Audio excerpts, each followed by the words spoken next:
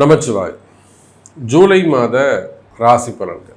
உலகம் முழுவதும் வாழக்கூடிய என் அன்பு பக்தர்களே, ஜூலை மாதம், இந்த ஜூலை மாதத்தில் 2 அற்புதமான கிரக சேர்க்கை. ஃபஸ்ட்டு ஒரு 15 நாட்கள் சூரிய பகவான் குருவோடு இணைக்கிறார். குரு சூரியன் தொடர்பு.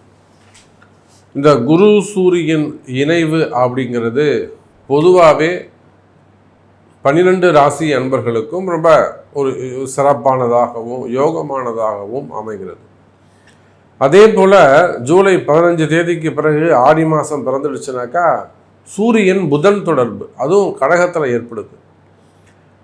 அப்போ அந்த சூரியன் புதன் காம்பினேஷனும் ரொம்ப ஒரு அற்புதமான காம்பினேஷன்ஸ். ஏன்னா நமக்கு 2 பேருமே க்ளோஸ் ஃப்ரெண்ட்ஸு.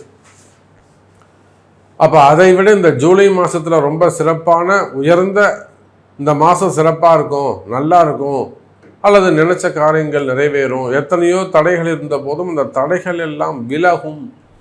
இதை எப்படி சொல்கிறீங்க சாமி அப்படின்னு கேட்டாக்கா, அந்த குரு சூரியன் காம்பினேஷனை நாம் ஒரு காரணமாக சொல்லலாம். ஏன்னா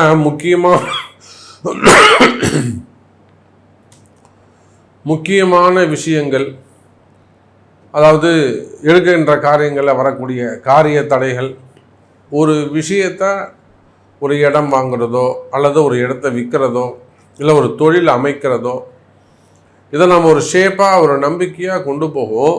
ஆனால் நமக்கு தெரியாமல் காலமும் நேரமும் அதில் பல விஷயங்களை குளறுபடிகளை செஞ்சிடும்.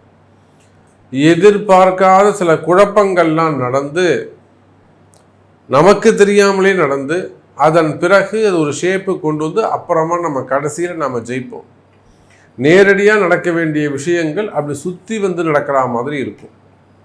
அப்போ இது நாள் வரையிலும் நினைத்த காரியங்கள், எடுக்கின்ற விஷயங்கள், ஒரு ப்ராஜெக்டாக இருக்கட்டும், இல்லை எந்த ஒரு விஷயமா இருக்கட்டும், குழப்பம் இல்லாமல் நடந்ததே கிடையாது.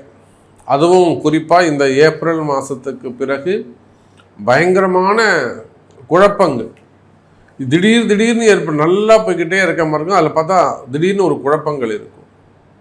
எங்கடா இருந்து இந்த குழப்பம் வந்துச்சு அப்படின்னு யோசிக்கக்கூடிய வகையில் அது இருக்கும். அந்த மாதிரியான திடீர் குழப்பங்கள், திடீர் மாற்றங்கள், இதையெல்லாம் கிராஸ் பண்ணி தான் ஒவ்வொரு நாளும் வாழ்க்கையில் ஜெயிக்க வேண்டியது இருக்குது. ஆனால் பாருங்கள் அன்பு நேயர்களே, இந்த குரு சூரியன் தொடர்பு அதுக்கு ஒரு நல்ல விடை கொடுக்கும். அப்போ அற்புதமான காம்பினேஷன். அதே போல் சூரியன் புதன் தொடர்பு, இது சுபத்துவமான, அதே சமயத்தில் பாசிட்டிவாக நடக்கக்கூடிய விஷயங்கள். அடுத்ததாக செவ்வாய் கேது தொடர்பு. சிம்மத்தில் செவ்வாயும் கேதுவும் இணைந்திருக்கிறார்கள். அப்போ செவ்வாயோட, அதாவது முதல் ராசி அதிபதியே மேஷத்துக்கு, காலபுருஷனுக்கு 1ஆம் பாவ அதிபதியே அவர் தான். அவர் பஞ்சமஸ்தானத்தில் 5வது வீட்டில் அமர்வது சிறப்பு. ஆனால் சூரியனுக்கு அது பகை வீடா, செவ்வாய்க்கு அது பகை வீடாக போயிடுச்சு. அங்கே ஏற்கனவே ஒரு அசுப கிரகம் உட்கார்ந்துருக்கு. அந்த செவ்வாய்க்கேது தொடர்பு ஏற்படுகிறது. அப்போ மீண்டும் அந்த அரசியல் கழகம், அரசாங்கத்திற்கான கழகங்கள், அரசாங்கத்திற்கான அவப்பெயர்கள், அதாவது இராணுவம் மற்றும் உள்நாடு வெளிநாட்டு அந்த உறவு முறைகளில் வரக்கூடிய சட்ட சிக்கல்கள், போர் பதற்றங்கள், இல்லை போர் கழகங்கள், மெயினாக நான் காம்ப்ரமைஸ் பண்ணுறேன் அப்படின்னு சொல்லிட்டு அது மூலிமா வரக்கூடிய குழப்பங்கள், கழகம், மெயினாக கழகங்கள். அதே போல் செவ்வாய்க்கேது காம்பினேஷன்ஸ் வரும்போது என்னதான் ஒரு தைரியமாக ஒரு வீரியத்தோட தைரியசாலியாக இருந்தாலும், பெரிய ரவுடியாக இருந்தாலுமே கூட, பெரிய அரசியல் தலைவர்களாக இருந்தாலும், எதை ஒன்றும் தைரியமாக செய்யக்கூடியவர்களாக இருந்தாலும் அவர்களெல்லாம் பிடிச்சி உள்ளே போட்டுருவாங்க. ஏதேனும் ஒரு வம்பு வழக்கில் உட்கார் லாக் பண்ணிடுவார். ஒரு பெரிய சந்தர்ப்பங்களை ஏற்படுத்தி அவங்கள ஒரு லாக் செயல்பட விடாமல் தடுத்துடும் அந்த செவ்வாய்க்கேது தொடர்பு. அந்த சகோதரத்துவமாக இருக்கலாம், பூமி சார்ந்த விஷயமாக இருக்கலாம். ஆனால் அது பூமி சார்ந்த ரியல் எஸ்டேட்ஸு, பில்டர்ஸு, அந்த ரியல் எஸ்டேட் செய்யக்கூடியவர்கள், ப்ரமோட்டர்ஸு, லேண்ட் ப்ரமோட்டர்ஸு, கனிம வளங்கள், குவாரிகள், க்ரஷர்ஸ், இதெல்லாம் லாக் ஆகிற மாதிரி இருக்கலாம். அப்போ இந்த செவ்வாய்க்கேது காம்பினேஷன்ஸ் நாம் கவனமாக இருக்க வேண்டும். வம்பு வழக்குகள், அரசு அதிகாரிகளுக்கு ஏற்படக்கூடிய அவப்பெயர்கள், இதெல்லாம் அந்த செவ்வாய் கேதுவால், இந்த சூரியன் வீட்டில் இருக்கக்கூடிய செவ்வாய் கேதுவால் ஒரு டேஞ்சரான ஒரு காம்பினேஷனாக இருக்குது. ஸோ இதையெல்லாம் அந்த 3 கிரகத்தையும் மிக்ஸ் பண்ணி ஜூலை மாதம் எப்படி இருக்குன்னு பார்த்துடலாம் பாருங்கள். அன்பார்ந்த கன்னி ராசி அன்பர்களே, அற்புதமான கால நேரம்.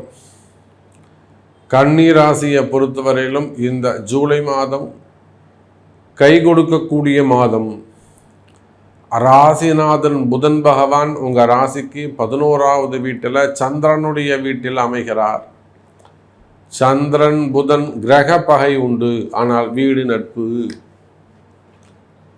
ஆமாம் சாமி, கிரகத்தை நம்ம புரிஞ்சு வச்சுக்கணும். அது எந்த இடத்துல இருந்தால் எப்படி வேலை செய்யுங்கிறதையும் நம்ம புரிஞ்சு வச்சுக்கணும். ராசிநாதன் புதன் பகவான் லாபஸ்தானத்தில், அதோடு மட்டுமல்ல 8க்குடைய செவ்வாய் 12ல் மறைவு. இந்த ஜூலை மாதம் உங்களுக்கு திடீர் அதிர்ஷ்டங்கள் காத்திருக்கிறது கன்னி ராசி அன்பர்களே.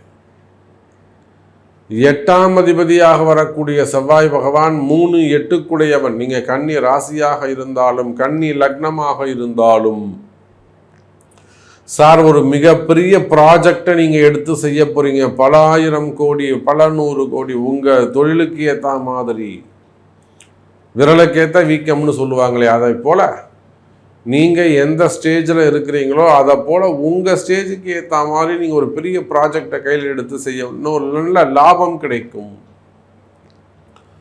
குறிப்பாக பிஸ்னஸ் பண்ணக்கூடியவர்கள், தொழில்துறையை சேர்ந்தவர்கள், இவங்க எல்லாருக்குமே கூட நீங்கள் மனசில் நினச்சிக்கிட்டு இருக்கிற ஒரு சில விஷயங்கள் நடைபெறக்கூடிய மாதம்.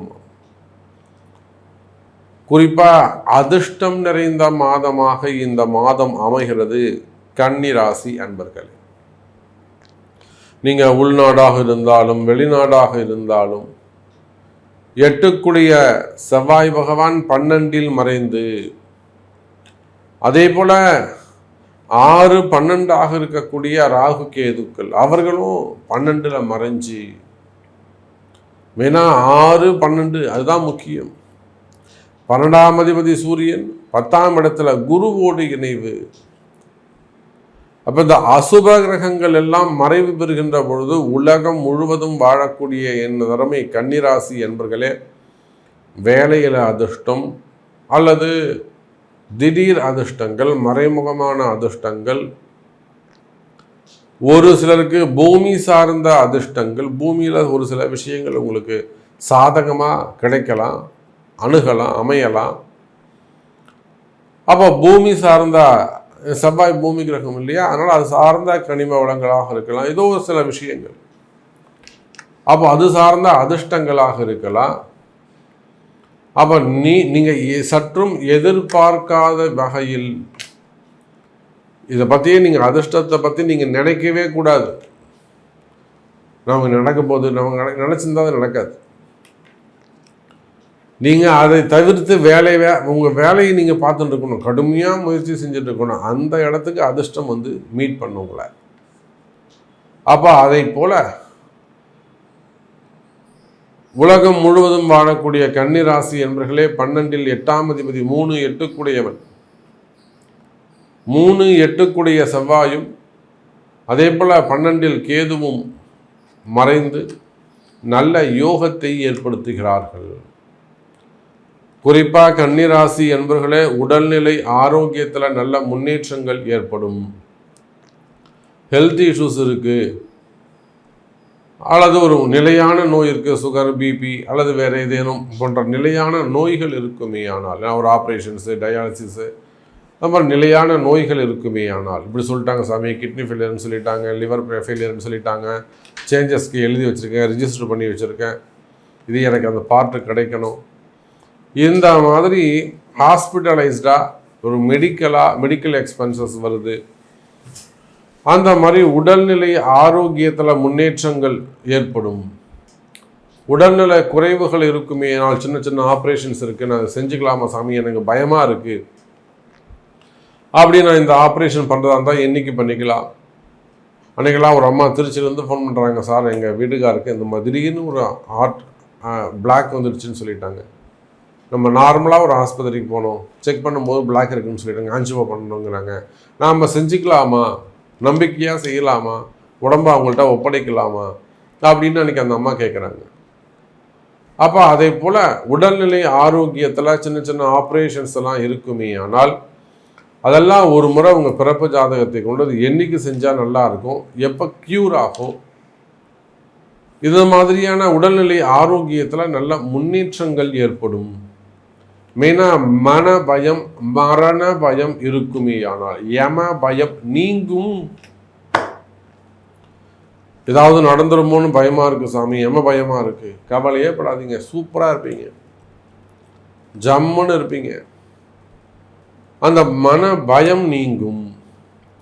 குறிப்பாக அந்த அசுப கிரகங்கள் மறைகின்ற காரணத்தினாலே செய்வினை கோளாறுகள், தொழில் போட்டிகள், தொழில் எதிரிகள், அல்லது வேலை செய்கிற இடத்துல வரக்கூடிய எதிரிகளுடைய தொந்தரவுகள், அல்லது அக்கம் பக்கத்தில் எதிர்த்தாப்புல வழி பிரச்சனைகளில் வரக்கூடிய எதிரிகளுடைய தொந்தரவுகள், செய்வினை கோளாறுகள், அது தொழில் ரீதியாக இருக்கலாம், குடும்ப ரீதியாக இருக்கலாம், இடப்பிரச்சனையாக இருக்கலாம், அல்லது ஆண் பெண் உறவு முறையில் வரக்கூடிய பிரச்சனைகளாக இருக்கலாம், வசியம் சம்பந்தப்பட்டதாக இருக்கலாம், அல்லது வேலை நிமித்தமாக இருக்கலாம், மெயினாக தொழில் ரீதியாக இருக்கலாம், அதை விட ரொம்ப முக்கியமாக குடும்ப ரீதியாக இருக்கலாம், போட்டி பொறாமைகளால் வரக்கூடியதாக இருக்கலாம். பெரிய பெரிய இடங்கள் வரலும் இது இருக்குது. இது இங்கே தான் இல்லை, பெரிய கார்ப்பரேட் நிறுவனங்களில் கூட ஏதோ ஒன்று இருக்குது சாமி, பிளாக் மேஜிக் இருக்குது. அவங்க இங்கிலீஷில் சொல்கிறாங்க, சாதாரண பாமர மக்கள் செய்வினை இருக்குன்னு தமிழில் சொல்கிறாங்க. இவ்வளோதான் டிஃப்ரெண்ட்டு. அப்போ பெரிய பெரிய நிறுவனங்கள் ஆனாலும் அந்த செய்வினை கோளாறுகள், பிளாக் மேஜிக் சம்பந்தப்பட்ட டிஸ்டர்பன்ஸ் இருக்குமே, ஆனால் அதனுடைய